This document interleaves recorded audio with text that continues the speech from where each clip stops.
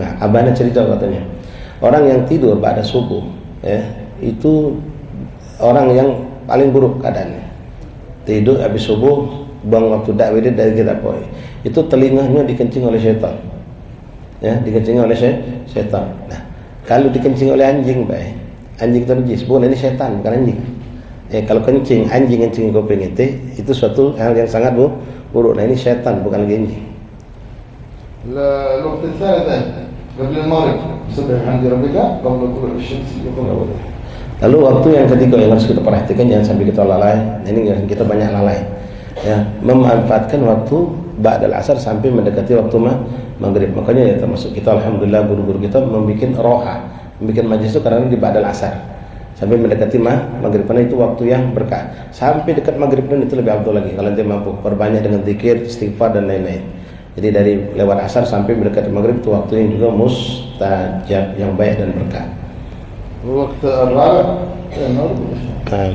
dan waktu yang keempat yang paling mulia adalah waktu yang hari ini kita bersama. Saat ini kita ada antara maghrib dengan isya. Alhamdulillah ini pun kita diajar oleh datuk kita, guru-guru kita menghidupkan majlis antara maghrib dengan isya, isi dengan rotib, dengan zikir, dengan segala macam ketaatan. Ma baina isya.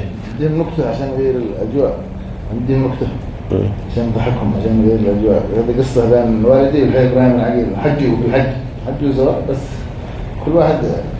فوالدي كان بعد الجمرات بين كل جمرة وجمرة يقف يدعو بمقدار سورة البقرة. سنة. حي إبراهيم أخبر حي إبراهيم قال حي محمد يقف. حي إبراهيم قال نحن سنقف بمقدار سورة الفيل. الفيل أكبر من البقرة. أكبر من البقرة. الفيل. نعم. صلى النبي. Dia beliau tahu ini cerita agak sedikit cerita lucu lah ya. Kalau antum mungkin kalaupun tertawa jangan tertawa keras-keras atau beliau. Jadi beliau menceritakan tentang abahnya dan kakeknya tadi. Abah beliau Habib Muhammad bin Abdul Haddar. Kakeknya Habib Akil bin Ibrahim bin Yahya. Ya. Jadi Habib Muhammad ini menantu. Ya, ini ujal aulia besar semua, antum bisa tinggal buka di YouTube ada gambar-gambar mereka. Jadi pernah pergi haji bareng.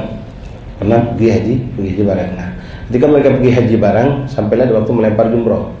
Nah, Habib Muhammad waktu melempar jumroh, setelah melempar jumroh beliau berhenti dan berdoa. Doanya panjang, sepanjang surah Al-Baqarah, 2 juz setengah Quran itu, panjang doanya.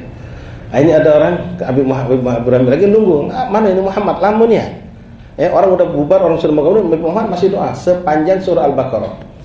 Hanya Habib Ibrahim setelah lempar jumroh baca doa. Sebentar doanya, hanya sampai ke sama Muhammad. Suruh melo aku cara berdoa. Kalau dia surah Al-Baqarah, aku surah Al-Fil. Gajah lebih besar dari Baqarah.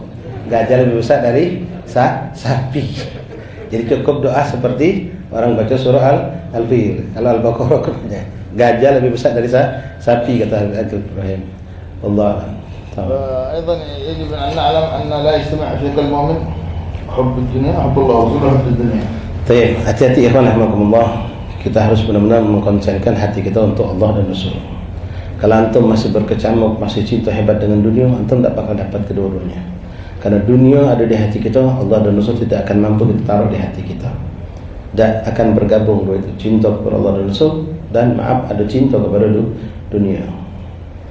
ذاك القصة حق ذاك مريد عند أحد الأولياء واحد من العلماء أولياء بس أنا فقير في حال هذا معه مريد ثم المريد هذا ترخص يسافر يرجع بلاده قال خلاص إذا مريت في القرية الفلانية فيها الشيخ حقي سلم عليه ذهب إلى القرية وقف.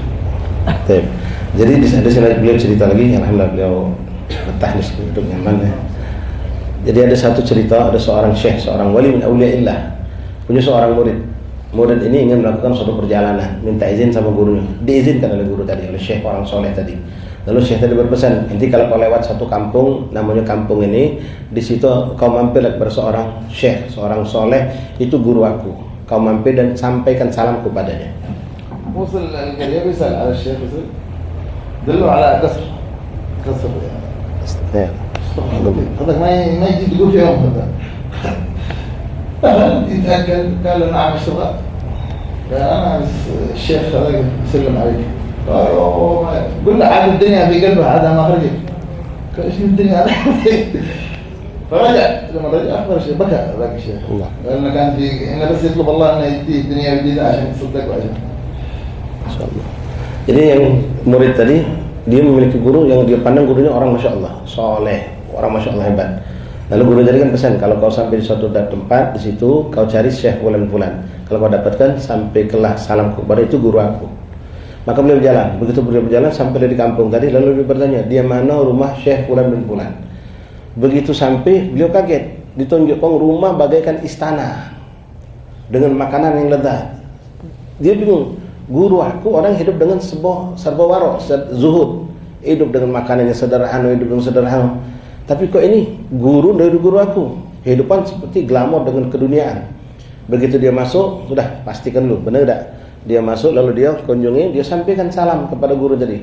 Ana Fulan bin Fulan, murid Fulan bin Fulan. Fulan bin Fulan ngatakan kau gurunya, dia kirim salam untukmu.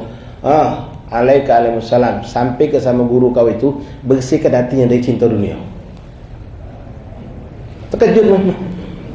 Ini yang dunia, Syekh ini yang nampak punya dunia, gurunya hidup dengan sederhana, dengan kemiskinan, dengan zuhud. Tapi yang megang dunia ngomong, sampaikan sama guru kau itu, murid dia, keluarkan cinta dunia yang ada di hatinya. Makanya balik sama murid tadi. Pas balik disampaikannya kepada gurunya itu, nangis gurunya. Memang aku masih ada nyimpan cinta dunia katanya. Sallallahu Nabi.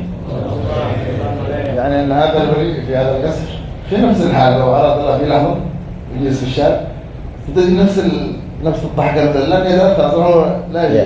Ini ada cerita lagi yang mungkin agak sedikit lucu. Jangan kamu ketawa terlalu ya, kata beliau. تمام شرف لهم. كان قلت هي ايش اللهم جعلنا شهيدين في قلوبنا. Jadi ketika itu masih cerita tentang istana juga kata beliau. Nanti mengambil apa yang dikatakan para salaf, dunia itu di tangan kita bukan di hati kita. Nah orang tadi wali Allah tadi, orang yang soleh tadi, beliau dunia ada di tangan beliau tapi tidak ada di hati beliau. Sementara tadi tidak ada di tangan tapi justru ada di hati masih tersembunyi.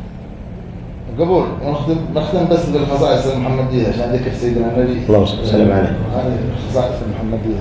Beliau akan menyebutkan lagi cerita yang beliau kutip dari kitab Khasais Ummatul Muhammadiyah. لم يحتلم قط طه مطلقا أبدا. Nabi Muhammad SAW itu ya kita ambil ini untuk menambahkan cinta kita kepada Rasulullah. Ketahuilah ya ikhwan Rasulullah, Nabi kita Nabi Muhammad SAW sepanjang hidupnya tidak pernah mimpi basah. Mimpi basah tidak pernah. Rasulullah SAW. وما تثاءب أصلا في مدى الزمن. Nabi tidak pernah ngangok. Tidak pernah sepanjang hidup Rasulullah. Saudara Nabi Muhammad. كان سيد الوالد يقول التثاؤب في الصلاة من علامات النفاق. التثاؤب في المعركة الغزوة من علامات الإيمان. Subhanallah. Cerita tentang masalah ngangok, berkata abah beliau Habib Muhammad bin Abdullah Al-Haddad. Hati-hati mudah-mudahan kita bisa menjauh ini ya. Termasuk alamat kemunafikan itu kalau ada orang lagi sholat ngangok, dan juga sholatnya tidak serius sama Allah. Sholat dalam keadaan ngantuk, dalam keadaan dia tidak benar-benar menghadap Allah, dalam keadaan gagah semangat. Sholat dalam keadaan ngantuk, ngangok, nguap, itu alamat kemunafikan. Salafiyah, ya kita ngadap orang tua kita, guru kita, belum bos kita tidak pernah ngangok. Namun sebaliknya, kalau orang dalam berperang ngangok, ini menunjukkan orang ini benar-benar orang yang hebat.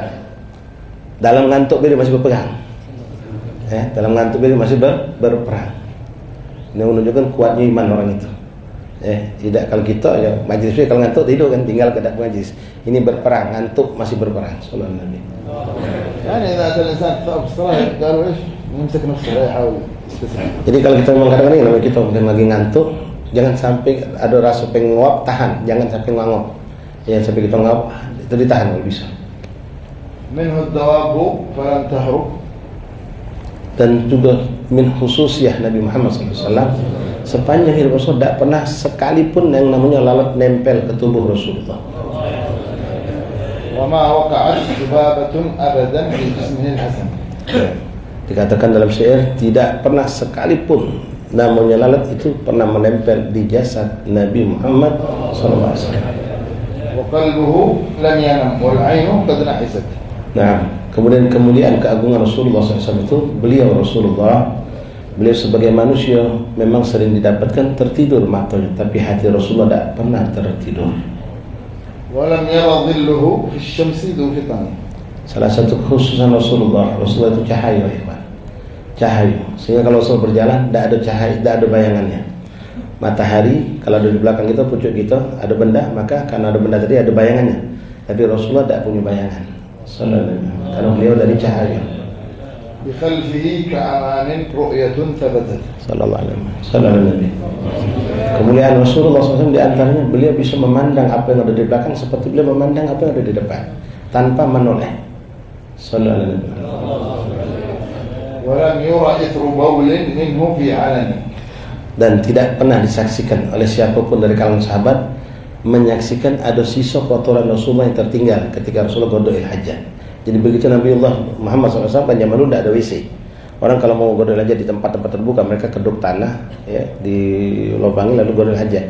Itu siapapun sahabat yang mendampingi Rasulullah untuk godol hajat, setelah Rasulullah SAW godol hajat, mereka saksikan tidak ada bekas sama sekali, tidak ada yang tersisa kotoran lemah, langsung ditelan oleh bumi. Sallallahu alaihi wasallam. كما قال إبراهيم العقيل يجب على الإنسان أن يعتقد أن فضلات سيدنا النبي طاهرة. بعض العلماء حكم بالكفر لما نعتقد أنها نجسة. Sallallahu alaihi wasallam. Dan di sini ikhwan, Ibrahim bin Aqil bin Yahya mengatakan wajib kita meyakini, ini pendapat ulama kita, bukan hanya beliau, pendapat semua ulama kita.